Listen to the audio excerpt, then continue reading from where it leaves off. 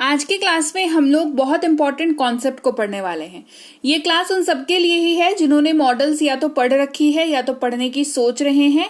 तो मॉडल्स जिन्होंने पढ़ रखी है उन्हें तो बहुत अच्छे से ये क्लास समझ में आएगी, और जिनके लिए पहली बार है उनको भी अच्छे से समझ में आएगी।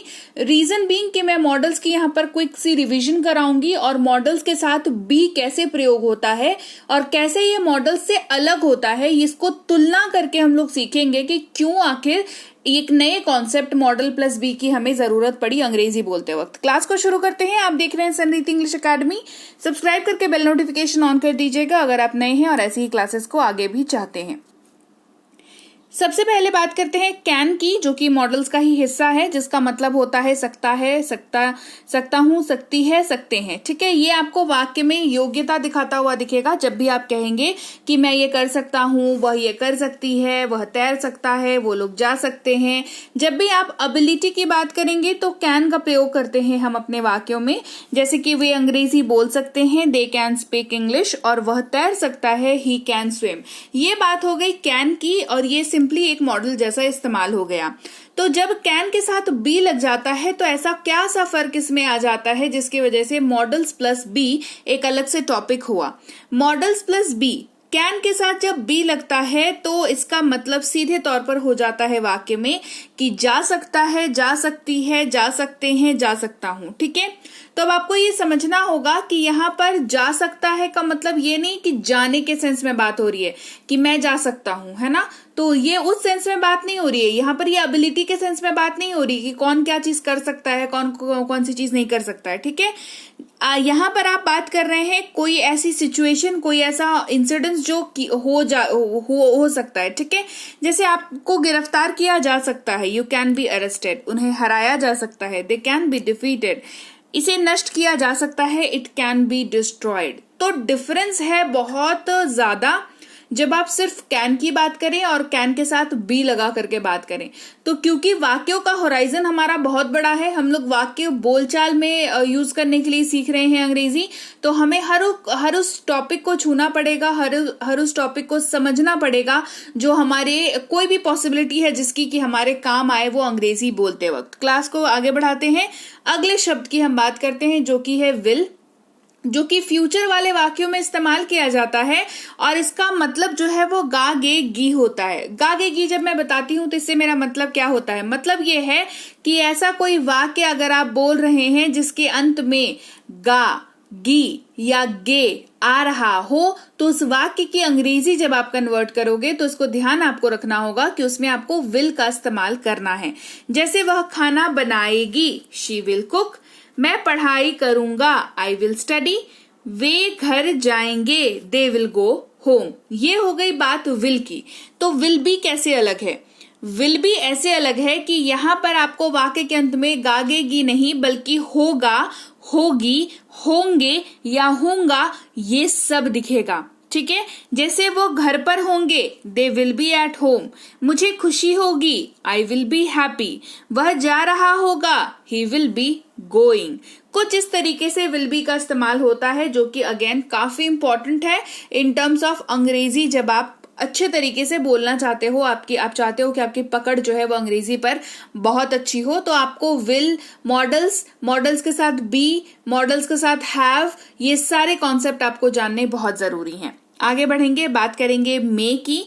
मे का मतलब होता है सकता हूं, सकता है, सकती है, सकते हैं। ये कैन से बेहद अलग होता है, जबकि हिंदी वाक्य में आप इसका अगर इस्तेमाल ध्यान से देखोगे तो सेम दिखेगा आपको कि वही तो लिखा हुआ है, सकता हूं, सकता है, सकती है, लेकिन इसका यूजेज बिल्कुल अलग है। कैसे अलग है? वाक्यों के तरीके से अलग है। कैन जिस तरीके के वाक्यों में यूज होता है, मे बिल्कुल उलट उसके अलग तरीके के वाक्यों में यूज होता है। कैन जहां पर एबिलिटी को दिखाता है, मैं वहीं पर रिक्वेस्ट को दिखाता है, परमिशन को दिखाता है, अनुरोध को दिखाता है। आप किसी से परमिशन मांग रहे हो, किसी से रिक्वेस्ट कर रहे हो, ऐसी कोई सिचुएशन अगर बन रही है तो वहां पर मे का इस्तेमाल होता है। जैसे क्या मैं अंदर आ सकता हूं, मे आई कम इन। हमें देर हो सकती है, वी मे बी लेट। संभावना भी अगर आप जता रहे हैं तो वहां पर कैन का नहीं बल्कि मे का इस्तेमाल करेंगे।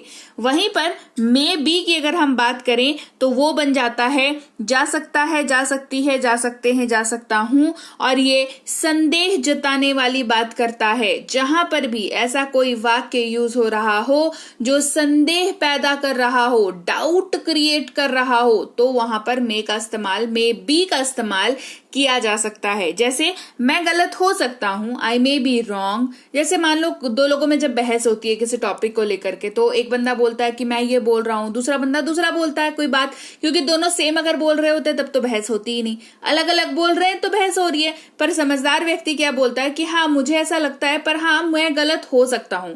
तो वो खुद के ऊपर ही डाउट जता रहा है कि वो जो बोल रहा है ऐसा उसको लगता है, पर वो गलत हो सकता है। तो यहां पर मे बी का यूज होगा। हमें देर हो सकती है, वी मे बी लेट, हमें देर हो सकती है, we may be late. Petrol की कीमतों में बढ़ोतरी करी जा सकती है, the petrol prices may be hiked. ठीक है, ये आपने न्यूज चैनल्स में दिखा होगा। मे बी का इस्तेमाल बहुत ज्यादा आपको न्यूज चैनल्स में होता हुआ दिख जाएगा। जब भी आप इंग्लिश न्यूज जो है वो सुनेंगे तब आपको ये पता चलेगी। ठीक है, चलिए आगे बढ़ेंगे, बात करेंगे मस्ट की, जिसका मतलब होता है अवश्य चाहिए। और ये आप ऐसे वाक्यों में इस्तेमाल करते हैं जो दृढ़ आवश्यकता यानी कि फर्म नेसेसिटी को दिखाता है, जहां पर बिलीफ, आपका बिलीफ सिस्टम बहुत स्ट्रांग होता है, जहां पर जो आप बोल रहे हैं उसके ऊपर आप यकीन कर रहे हैं, आप कॉन्फिडेंट है बहुत हद तक, तभी आप उसको बोल रहे हैं। जैसे उसे अवश्य जाना चाहिए, ही मस्ट गो, उसे अवश्य जाना चाहिए, ही मस्ट गो। मतलब एक तरीके से समझ लो कि आप बेसिकली ऑर्डर से 1 डिग्री नीचे की बात आप कर रहे हो। ठीक है, मतलब आप चाहते हो कि वो आपकी बात माने, लेकिन आप सीधे सीधे बोल नहीं सकते हो कि हाँ करो ही। तो वैसा आप खुद बिलीव कर रहे हो, जो आप बोल रहे हो उसके ऊपर बिलीव कर रहे हो, ऐसी वाली बात है। हमें अवश्य एक कार खरीदनी चाहिए, we must buy a car. उन्हें जाना चाहिए, दे मस्ट गो। यहीं पर मस्ट के साथ जब बी लग जाता है तो क्या बदलाव आता है? एक जो है मस्ट वो है अवश्य चाहिए, दूसरा जो बन जाता है वो होता है अवश्य होगा या अवश्य होगी। पहले वाला क्या था कि अवश्य चाहिए, है ना, लेकिन अभी क्या बात कर रहे हैं मस्ट बी का, अवश्य होगा या अवश्य होगी। जैसे वो अवश्य घर पर होगा, he must be at home. वो अवश्य कार्यालय में होगी, she must be at the office. Rohan अवश्य स्कूल में होगा, Rohan must be at home. ठीक है, तो यहां पर आप नॉट एग्जैक्टली आप संदेह नहीं जता रहे हो, बट आप इसमें मतलब आप ये प्रेडिक्ट कर रहे हो एक तरीके से कि अरे वो अभी 11 बज रहे हैं, तो वो तो अभी स्कूल में होगा, है ना, he must be at school. इस तरीके से आप बात कर रहे हो। अगला शब्द है हमारे पास शुड, जिसका मतलब होता है चाहिए। ये वाक्य में सुझाव यानी कि सजेशन को दिखाता है। जब भी आपको किसी को सुझाव देना हो, सजेशन देना हो, तो आप शुड का इस्तेमाल करें अपने इंग्लिश वाक्य में। जैसे उन्हें कड़ी मेहनत करनी चाहिए, दे शुड वर्क हार्ड। उसे जल्दी उठना चाहिए, she should wake up early. उसे खाना चाहिए, ही शुड ईट। इस तरीके से शुड का इस्तेमाल होता है। वहीं पर जब शुड बी के साथ लग जाता है तो ये हो जाता है होना चाहिए। एक था सिर्फ चाहिए जो सुझाव दिखा रहा था, लेकिन ये होना चाहिए, मतलब अब आप इसको सुझाव नहीं बता रहे हो, आप बता रहे हो कि हाँ ऐसा तो होना ही चाहिए, है ना, इस तरीके से बात कर रहे हो। जैसे उसे घर पर होना चाहिए, he should be at home. हमें विनम्र होना चाहिए, वी शुड बी पोलाइट। उन्हें दयालु होना चाहिए, दे शुड बी काइंड। कुछ इस तरीके से शुड बी यूज होता है। अगला शब्द है हमारे पास कुड, जिसका मतलब होता है सका, सकी, सके या पाया, पाई, पाए। ये दोनों एक ही सिक्के के दो पहलू हैं। वाक्य को बस बोलने का तरीका अलग हो जाता है, लेकिन ये आपको क्या ख्याल रखने की जरूरत है कुड को इस्तेमाल करने से पहले, वो ध्यान दीजिएगा कि कुड जो है वाक्य में भूतकाल की योग्यता के बारे में बात करता है, यानी कि पास्ट एबिलिटी के बारे में बात करता है, या तो सुझाव को दिखाता है। ठीक है, ये दोनों ही सिचुएशंस में यूज हो जाता है। जैसे आप जब भूतकाल में किसी की एबिलिटी की बात कैसे करते हैं ना, कि जब वो छोटा था ना तो बहुत अच्छा क्रिकेट खेलता था। ठीक है, तो इस तरीके वाले वाक्य मतलब भूतकाल की एबिलिटी की बात करेंगे। जैसे वे पढ़ाई कर सके, दे कुड स्टडी। वे पढ़ाई कर सके, दे कुड स्टडी। हम दौड़ सके, मतलब दौड़ पूरी हो गई है, आप किसी को बता रहे हो कि अरे तबीयत ठीक थी या हमने प्रैक्टिस अच्छी करी थी तो हम दौड़ सके। भूतकाल की योग्यता के बारे में ये बात करता है। We could run. कुड के साथ जब बी लग जाता है तो ये बात करता है हो सकता था या हो सकता है, इन शॉर्ट पॉसिबिलिटी यानी कि संभावना के बारे में यह बात करता हुआ दिखेगा। जैसे वह अस्पताल में हो सकता है, he could be in the hospital. वह बीमार हो सकता है, ही कुड बी सिक। वह वहां हो सकती है, शी कुड बी देयर। ये इस तरीके से यूज होगा। क्लियर? अब अगला है वुड, जिसका मतलब होता है गा, गे, गी, लेकिन ये विल से बिल्कुल अलग है। विल जहां पर फ्यूचर के बारे में बात करता है, वुड जो है वो संदेह भरे वाक्यों में यूज होता है, संभावना जताने वाले वाक्यों में यूज होता है। जैसे वह जाएगी, शी वुड गो। वह आज आएगा, ही वुड कम टुडे। वह परीक्षा उत्तीर्ण करेगी, she would pass the exam. ये इस तरीके से वुड का इस्तेमाल हुआ। लेकिन वहीं पर वुड बी के बारे में जब आप बात करेंगे तो वुड बी का इस्तेमाल वुड से जो है वो कंप्लीटली अलग हो जाता है। वुड बी तब इस्तेमाल होता है जब आप वाक्य में रहे होंगे, रहे होगे, रही होगी, रहा होगा, इस तरीके की आप बात करते हैं। जैसे वो आ रहा होगा, वो खा रही होगी, वो जा रहा होगा, वो सो रही होगी, आप इस तरीके की बात करते हैं तो आप वुड बी का इस्तेमाल करते हैं। जैसे वह आ रहा होगा, ही वुड बी कमिंग। वह खा रही होगी, शी वुड बी ईटिंग। वे लोग पढ़ रहे होंगे, दे वुड बी स्टडिंग। कुछ इस तरीके का इस्तेमाल होता है वुड बी का हिंदी वाले वाक्यों में को जब आप इंग्लिश में कन्वर्ट करते हैं। वैसे हिंदी वाले वाक्य जिसमें रहे होंगे, रहे होगे, रही होगी या तो रहा होगा का इस्तेमाल आप कर रहे हो। क्लियर हुई बात यहां तक? फिर है माइट। माइट जो है वो शायद सकता है, शायद सकती है, शायद सकते हैं, इस चीज को दिखाता है। शायद से ही आपको कंफर्म हो जाना चाहिए कि ये पॉसिबिलिटी के बारे में बात कर रहा है, संभावना के बारे में बात कर रहा है। जैसे हम कहते हैं शायद बारिश हो सकती है, इट माइट रेन। हो सकता है बारिश ना हो, है ना, हो सकता है ना कि बारिश ना हो, तो शायद बारिश हो सकती है, इट माइट रेन। रोहन शायद बीमार पड़ सकता है, रोहन माइट गेट सिक। उन्हें शायद देर हो सकती है, दे माइट बी लेट। इस तरीके से इस्तेमाल होता है। वहीं पर माइट बी जो है वो इस्तेमाल होता है शायद जा सकता है, शायद जा सकती है, शायद जा सकते हैं। यहाँ पर जाना, गो के बारे में बात नहीं हो रही है। जैसे मैं शायद गलत हो सकता हूं, आई माइट बी रॉन्ग। वह शायद व्यस्त हो सकता है, शी माइट बी बिजी। यहाँ पर हो सकता है होता है, ठीक है, शायद हो सकता है, ठीक है, जा सकता है नहीं, हो सकता है। उन्हें शायद देर हो सकती है, दे माइट बी लेट। कुछ इस तरीके से माइट बी जो है वो इस्तेमाल होता है, ठीक है। याद रखिएगा, ध्यान दीजिएगा, शायद हो सकता है, शायद जा सकता है वाला नहीं होगा, शायद हो सकता है ये वाली बात यहाँ पर जब होगी तो माइट बी का यूज होगा, ठीक है।